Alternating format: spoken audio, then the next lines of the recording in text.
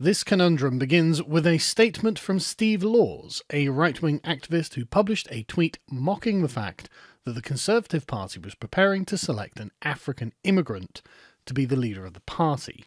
Many people took exception to this, such as my friend Konstantin Kissin. Kissin pointed out the brute fact of political reality in Britain.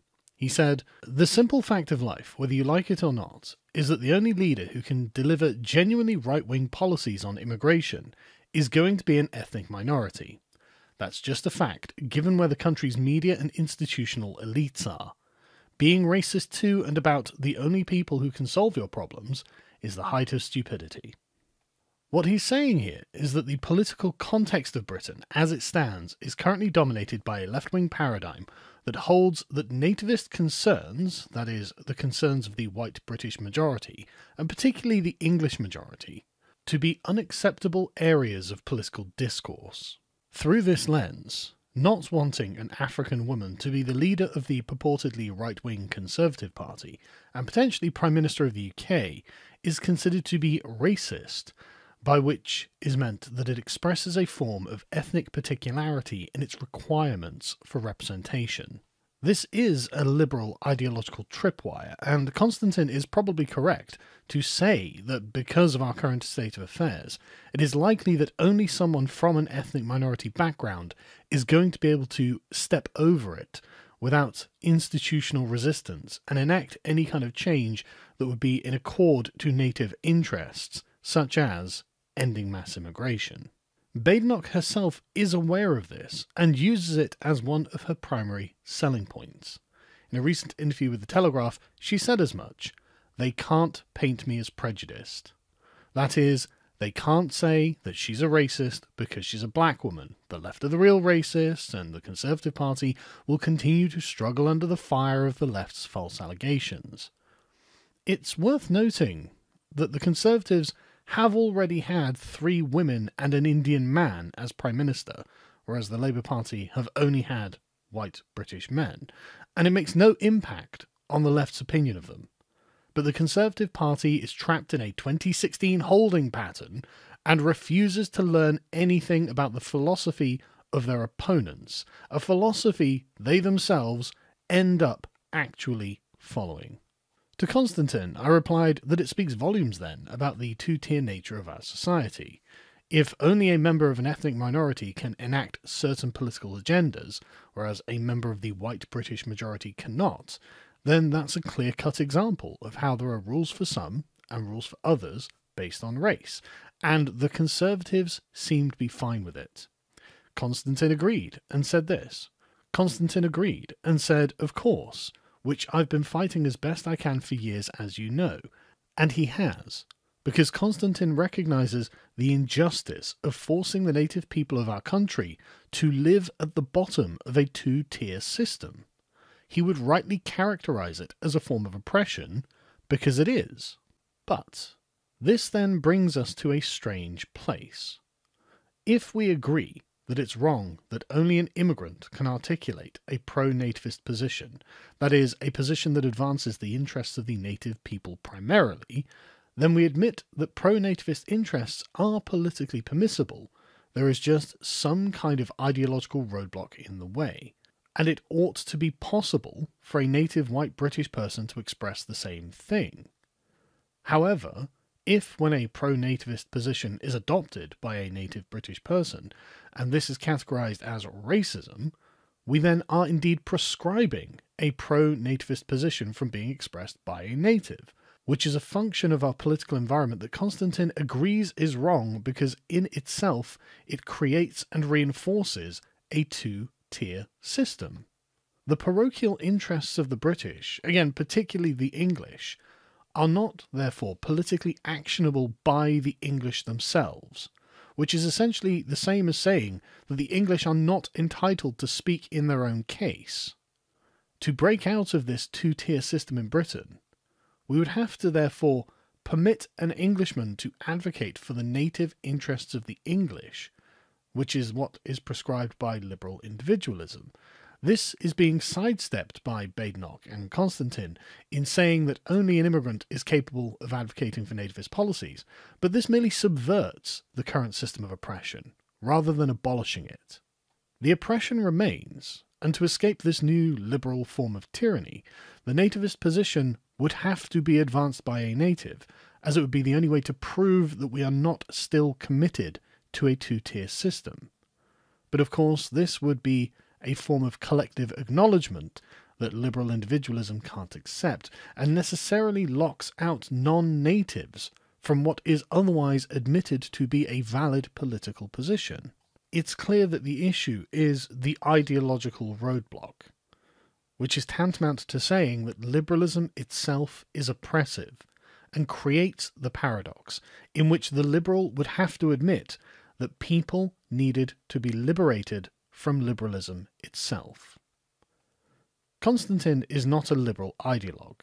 He elsewhere accepts that it is proper and just for, say, Israel to act in the interest of the Israelis while being led by an Israeli, and this is not an unacceptable form of political action. It is not unreasonable for Israel to wish to have a nativist agenda enacted by their own elected representative, who himself is an Israeli. It's actually completely normal and democratic to have majoritarian representation done by a member of the majority. The paradox, in fact, resolves itself when we admit that this is the case, and we are left asking what we were even doubting in the first place. If we are still unsure of the legitimacy of this position, we can turn the question around and instead ask for the affirmative case rather than the negative case. Why ought we to have a foreigner as the British Prime Minister? There are actually non-liberal answers to this question, but they would be found outside of the realm of current political necessity. It could be that we wish to invite a stranger to cure the distempers of an entrenched political paralysis, or because we are unable to agree upon a suitable native governor of our own, and so wish to choose an outsider who might not be partial to one side or another. Such things are historically attested. However, this isn't the situation in which we find ourselves, and so no evident answer presents itself. Why would we want a foreign national to be the head of the government, or even a member of the cabinet? We must be appealing to some standard other than what is good for the British people, which moves us towards more undemocratic grounds. The majority ought to be free to choose one of its own as its representative, which is something we see in any other democratic country in the world. And if we don't do this, we open up the possibility that someone who does not have the best interests of the British people at heart to be in control of the nation. Would we be comfortable having a Chinese head of government, given how suspect the Chinese Communist Party is? Why open up this potential avenue of catastrophe if we don't actually have to? And I don't mean to be impolite, but we have already seen enough of what might be called dual loyalties due to the ethnic inheritance of non-native politicians in this country. Rishi Sunak was installed as Prime Minister and held Dilwali in 10 Downing Street, something the British public didn't assent to, and was very open about his Indianness, and this was something that India was also overjoyed with. Are we then to believe that it was a coincidence that Indians were the largest group of foreign immigrants during his 2 years in office? And what about the current Foreign Secretary, David Lammy, who has been banging the drum for reparations for Caribbean people for years because he identifies himself as one of them? I'm afraid, as Caribbean people, we are not going to forget our history. We don't just want to hear an apology, we want reparation. He will also identify himself as English when challenged on this, but is thrilled also to be a dual national of Guyana. This issue is clearly not something that is in the interest of the British people, and it took Keir Starmer to put his foot down and outright refuse reparations to put Lammy in his place. Why would we want people of dubious loyalty in charge of the country? And questions of foreign influence over the country are very much still pertinent. Sunak himself, limping along as the legacy leader of the Conservative Party, ironically raised them in Parliament today, questioning whether China had too much influence over British universities. But when confronted by Suella Braverman, his then Home Secretary, over levels of immigration into the UK, Sunak said that he didn't see it as an important issue for the British people. This is, in fact, why it is desirable to have a British person as the head of government, rather than someone of foreign extraction. It allows us to avoid any questions of dual loyalty, and it also speaks to deeper issues of representation and belonging. There is a distinctive Scrutonian we that can be articulated when the representative is a native British person, which is not present when that person is not British. This is not about a rational calculation. This is about a felt experience of interconnectedness that is at stake. That is not to say that a non-British person could not do a good job. Indeed, Badenoch herself may well be an effective executive. But there is more to the position of head of government than simply making decisions over others. As India's celebration of Sunak becoming Prime Minister demonstrated, there are deeper symbolic and metaphorical questions that arise, questions of embodiment and essence, which don't just go away when you call them racist.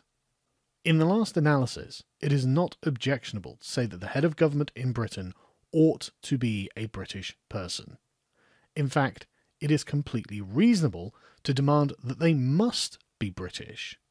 Even the United States, the great success story of liberalism, requires presidential candidates to have been born within its territorial boundaries. There is, of course, much more that could be said about all of this, but a sensible resolution to this paradox is simply that no, we ought not to have foreign leaders, nor foreign members of government, nor foreigners leading political parties. And cries of racism are not sufficient to refute that fact.